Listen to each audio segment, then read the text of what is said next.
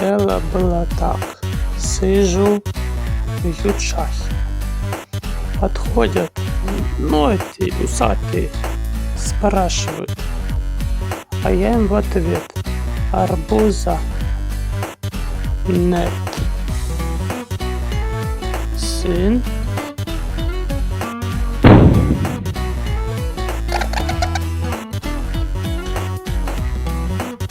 Сынок, що ти чутиш, а?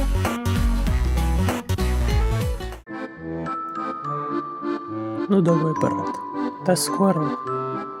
Сын, пошли домой.